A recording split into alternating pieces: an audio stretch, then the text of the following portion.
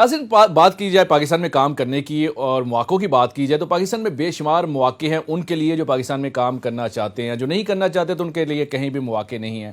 Programme کے اس حصے میں آپ کی ملاقات کروائیں گے اس نوجوان سے جنہوں نے ACCA کر کے ریئل اسٹیٹ کے شعبے کا انتخاب کیا. میرے ساتھ موجود ہیں جناب ظہیر باجوہ صاحب. ان سے جانتے ہیں کہ آپ نے اتنی تعلیم حاصل کر کے آپ نے ریئل اسٹیٹ کے شعبے کا انتخاب کیوں کیا. ان کے ساتھ تشریف فرما ہے جناب سید سادات حسین شاہ صاحب. سر ویلکم ٹو دا شو. باجوہ صاحب، میں آپ سے یہ جاننا چاہتا ہوں کہ جب بندہ اتنی اسٹڈی کرتا ہے تو اس ذہن میں آتا ہے کہ ہم شاید ابراڈ چلے جائیں، پاکستان میں کاروبار کے مواقع نہیں ہیں، اور آپ نے ریئل اسٹیٹ کے شعبے کا کیوں انتخاب کیا؟ تھوڑا سا ہمیں اپنے آغاز کا بتائیے گا. بسم اللہ الرحمن الرحیم. اللہم صلی علی محمد وعلی آل محمد. جی، ریئل اسٹیٹ کا فرسٹ آف آل تو آپ کا کویسچن یہ تھا کہ پاکستان میں ہی رہنے کا انتخاب جو کیا، بالکل ایسے. تو میرا بیسیکلی یہ میری سیلف موٹیویشن تھی. مجھے یہ لگتا ہے چونکہ آج کل آپ کو پتہ ہے جو دنیا پوری ہے یہ گلوبل ولیج ہے، بالکل ایسے. تو پوری دنیا کو جب ہم انٹرنیٹ پہ دیکھتے ہیں، چیزوں کو سرچ کرتے ہیں، دنیا کا ٹور کرتے ہیں، تو پاکستان جیسا اور کوئی ملک نہیں ہے جہاں پہ بزنس اتنے اچھے مواقع ہوں. بالکل ٹھیک ہے. سب سے بہترین مواقع جو ہیں اس وقت وہ پاکستان میں ہیں. آپ جتنا جلدی گرو پاکستان میں کر سکتے ہیں کسی بھی اور ملک میں نہیں کر سکتے. اس کی سب سے بڑی وجہ یہ ہے کہ کوئی بھی چیز جو ڈیولپنگ فیز میں ہوتی ہے، جب لوگ اس کے ساتھ جڑتے ہیں، وہ ملک ہے یا کوئی ادارہ ہے، تو لوگ بڑی جلدی ترقی کرتے ہیں. تو سیم پاکستان میں وہ بیسٹ مواقع ہیں اور ایک انرچڈ کنٹری ہے جس میں تمام تر وسائل موجود ہیں. اور سب سے بڑی بات کہ اس پہ اللہ پاک کا خاص کرم ہے جو کہ یہ اللہ پاک کے ہی نام پہ بنا ہے. بالکل ایسے. تو اس میں بے شمار مواقع ہیں ہر اس بندے کے لیے جو ایفرٹ پٹ کرنا جانتا ہے، جو محنت کرنا جانتا ہے، جو اللہ پہ اور محنت پہ یقین رکھتا ہے، وہ اس کے لیے بے شمار مواقع ہے. بالکل باجوہ صاحب، ایسی ہی موٹیویشنل اسٹوری ہم چلانے کی کوشش کرتے ہیں اور کوشش کرتے ہیں کہ نوجوانوں کو پیغام دیں کہ جو کہتے ہیں کہ شاید ہم یہاں کام نہیں کر سکتے، ہم نے ملک سے چلے جانا ہے، باہر جا کے اچھا کاروبار کریں گے یا جاب کریں گے. تھوڑا سا اپنے آغاز کا بتائیے گا. آپ نے کاروبار کا آغاز کہاں سے کیا؟ سب سے پہلا آپ کا بزنس کیا تھا یا سب سے پہلی آپ کی جاب کیا تھی؟ جی، سب سے پہلے میں نے اپنا کام کا آغاز کیا تھا ٹائلز کے شعبے سے، جو سیرامک ٹائلز اور پورسلین ٹائلز ہوتی ہیں. یہ ایک بڑا نامور برانڈ پاکستان ٹائلز کے نام سے ہے. I was director sales and marketing. تو میں نے پورے پاکستان میں جتنی بھی مارکیٹ ہے ٹائلز کے حوالے سے، وہ گلگت سے لے کے کراچی تک تمام تر جتنے بھی دوست ڈیلرز ہیں جو شو روم پہ کام کرتے ہیں، جن کے شو رومز ہیں، ان تمام تر کو سپلائی ہم دیتے رہے ہیں. آج بھی ہم ان کو سپلائی دے رہے ہیں ٹائلز کی، اور ہمارے اپنے ذاتی بھی شو رومز ہیں جن پہ ہم ٹائلز کا کام کرتے ہیں. تو چونکہ میں یہ ایک سیکٹر ایسا ہے جو کہ ٹائلز، بلڈنگ اور پراپرٹی آپس میں بیسیکلی منسلک ہے، تو ہم نے بیسیکلی یہ کوشش کی کہ کیوں نہ اب تھوڑا سا ریئل اسٹیٹ کو بھی دیکھا جائے. ریئل اسٹیٹ میں پلاٹ بنیں گے تو گھر بنیں گے، گھر بنیں گے تو ٹائلز لگے گی. ایک دم یہ کیسے ٹرن لیا جی؟ ایک طرف ٹائلز کا بزنس کر رہے ہیں، سر ریئل اسٹیٹ میں آ گیا. ریئل اسٹیٹ بیسیکلی ایک میرا آنا تھوڑا سا انسیڈنٹلی تھا کہ جب میرے دوست ہیں بہت اچھے، انہوں نے مجھے اس میں ریفر کیا کہ آپ اس کو تھوڑا سا سرچ آؤٹ کریں. جب میں نے اس کو تھوڑا سا سرچ آؤٹ کیا تو ریئل اسٹیٹ ایک پاکستان میں بہت اچھا سیکٹر ہے. آپ جتنے بھی کاروباری حضرات ہیں، بہت سے دوست میرے ایسے ہیں جو ادھر، جس طرح میں ٹائل سے بھی بستا ہوں تو وہ بھی ٹائل سے بھی بستا ہے، بٹ بہت سارے لوگ ساتھ میں ریئل اسٹیٹ کو بھی کر رہے ہیں. اور جب ہم بیٹھتے ہیں آپس میں گپ شپ ہوتی ہے تو بات ہوتی ہے ان کی گروتھ کی. تو گروتھ کو جب کاؤنٹ کرتے ہیں تو 70% ان کی گروتھ ریئل اسٹیٹ سے ہوئی ہوتی ہے، 30% ان کی ادر بزنسز سے ہوئی ہوتی ہے. لیکن اس کو شارٹ کٹ نہیں تصور کیا جاتا کہ آپ نے جلدی پیسے کمانے ہیں، ریئل اسٹیٹ میں آ جائیں؟ اور بہت سارے نوجوان جب دیکھتے ہیں شروع میں پیسہ آ رہا ہوتا ہے تو وہ بزنس کرتے ہیں، پیسہ نہیں آنا شروع ہوتا، کہیں ڈیل نہیں ہوتی تو وہ کہتے ہیں جی اللہ حافظ، ریئل اسٹیٹ کا کام ٹھیک نہیں ہے. ایگزیکٹلی سائز صاحب، بیسیکلی یہی پرابلم ہے. جو یہ جو مائنڈ سیٹ ہے نا شارٹ کٹ کا، یہ ہماری یوتھ میں بہت کامن پایا جاتا ہے. یہ ریئل اسٹیٹ میں یا کسی بھی بزنس میں شارٹ کٹ کچھ نہیں ہوتا. ہر بزنس جو ہے وہ ایک لانگ ٹرم پلاننگ سے ہوتا ہے، لانگ ٹرم پالیسیز کے ساتھ ہوتا ہے. تسلسل کا نام ہے. آپ نے ایک ایفرٹ پٹ کرنی ہے اور پھر کنسسٹنٹلی ان کو کرتے رہنا ہے. جو بندہ اس سوچ کے ساتھ آئے گا، جس طرح آپ نے بات کی ہے کہ وہ یہ کہہ رہے ہیں جی کہ ہم جاتے ہیں اس میں لیکن اس میں کامیابی نہیں ملتی تو وہ ڈس ہارٹ ہو جاتے ہیں. بیسیکلی وہ یہ سمجھتے ہیں کہ راتوں رات وہ بندہ امیر بن جائے گا، وہ بیسیکلی جی اکٹھے کر لینے. وہ دیکھتے ہی ہیں کوئی ایسا بندہ دیکھ رہے ہوتے ہیں کہ جس نے اپنی محنت کی ہوتی ہے، اور محنت کر کے وہ بندہ آ جاتا ہے فرنٹ پہ. جب وہ دیکھتے ہیں ان کو اچھی گاڑی ہے, اچھا ان کا رہن سہن ہے, وہ اپنے وہ کافی شاپس کو اچھی ہوٹلنگ انجوائے کرتا ہے, اچھی ہوٹلنگ کرتا ہے, تو وہ ایک یوتھ کے لیے موٹیویشن بنتی ہے. وہ سمجھتے ہیں کہ ہم اگر یہ کام ہم شروع کر رہے ہیں تو ود ان 6 month 1 year ہم بھی یہاں پہ ہوں گے. جبکہ ایسا نہیں ہوتا. اگر جو بندہ اس لیول پہ ہوتا ہے اس کے پیچھے اس کی سالوں کی محنت ہوتی ہے. سداد شاہ صاحب بھی ایسی مثال ہیں, انہوں نے بھی بڑے چھوٹے سے لیول سے شروع کیا اور ایک تسلسل کے ساتھ اس کو جاری رکھا. شاہ جی ایک نئی موٹیویشنل سٹوری آپ کے سامنے ہے, کیا کہیں گے آپ؟ سر ماشاءاللہ ظہیر بھائی کے ساتھ جب سے میرا ان کے ساتھ تعلق ہے, میں نے ایک بات ان کے اندر فیل کی ہے, وہ یہ ہے پازیٹیو مائنڈ سیٹ.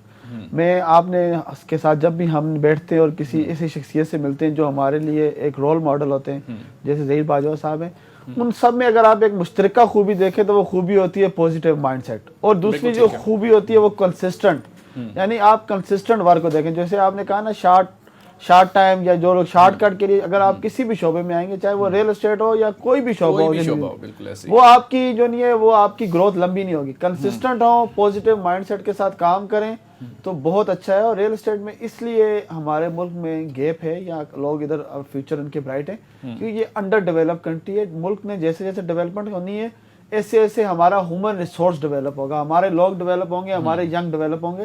تو اس سیکٹر میں کافی جگہ ہے سر.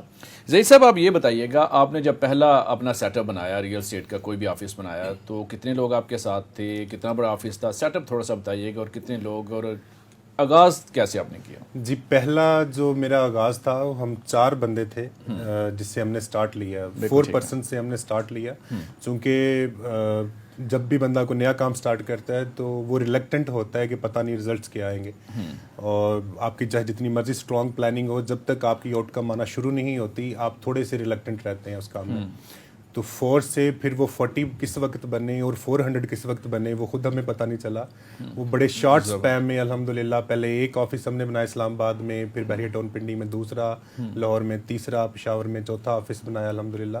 اور بڑا کنسسٹنٹلی کام ہو رہا ہے, اور پوری ٹیم جتنے بھی لوگ ہم سے جڑے ہیں, جس طرح سداد صاحب نے بھی فرمایا کہ جی پازیٹیو مائنڈ سیٹ کے ساتھ ہم جس بندے کو اپنے ساتھ انگیج کرتے ہیں تو اس سے سب سے پہلے اسے یہی بتایا جاتا ہے کہ آپ نے پازیٹیو مائنڈ کے ساتھ آنا ہے, اور پازیٹیو سوچ کے ساتھ اپنے آپ کو 3 years 5 years and 10 years plan کے ساتھ آنا ہے. جب آپ اس پلان کے تحت آئیں گے تو آپ لانگ ٹرم بینیفٹ ہو جائیں گے. چونکہ ہم ادر کسی بھی بزنس میں جب کام کرتے ہیں یا کسی بھی جگہ پہ ہم جاب کرتے ہیں تو وہاں پہ بھی ہمارا جو دیکھنے کا پیمانہ ہے وہ یہ ہے کہ ہم 5 سال بعد کہاں ہوں گے, 10 سال بعد کہاں ہوں گے. وہاں پہ تو ہم یہ پیمانہ رکھتے ہیں. جب جو ہی ہم ریئل اسٹیٹ میں آتے ہیں ہم اپنا جو پیمانہ اس کو چینج کر لیتے ہیں. ہم سمجھتے ہیں کہ ہم یہاں پہ ود ان 6 month اور ہم 1 year آ جائیں. اچھا, عام تاثر تو یہ پایا جاتا ہے کہ شاید فادر اگر ریئل اسٹیٹ میں تھے تو بیٹا بھی آگے وہی کر رہا ہے, یا فیملی کا کوئی بندہ کر رہا ہے, تو آپ نے انہی کو فالو کیا ہے, یا بالکل آپ نے الگ سے اس فیلڈ کا انتخاب کیا؟ آپ خود پہلے فیملی کا فرد ہے جو ریئل اسٹیٹ کے شعبے سے وابستہ ہوں؟ میں جی بالکل پہلا فرد ہوں جو ریئل اسٹیٹ کے شعبے سے پورے خاندان میں سے وابستہ ہوں.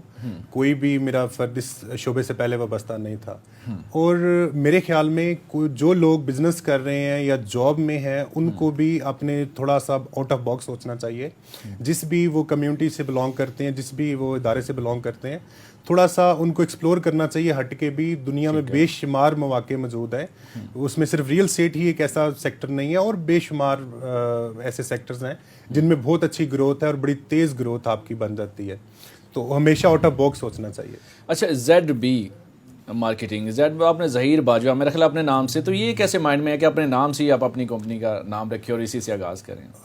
یہ بالکل جب نام رکھنا تھا تو اس وقت ہم وہی 4 دوست بیٹھے ہوئے تھے, تو پلان کر رہے تھے کہ کیا نام رکھا جائے. تو سب نے سجیسٹ یہ کیا کہ آپ کے نام پہ ہی رکھتے ہیں, ظہیر باجوہ کارپوریشن ہی بیسیکلی ZB کارپوریشن سے بنتا ہے. چلیں جی, بیسٹ آف لک. ایسے ہی نوجوان ہوتے ہیں جو ملک میں کوئی بھی انیشیٹو لیتے ہیں اور کر کے دکھاتے ہیں.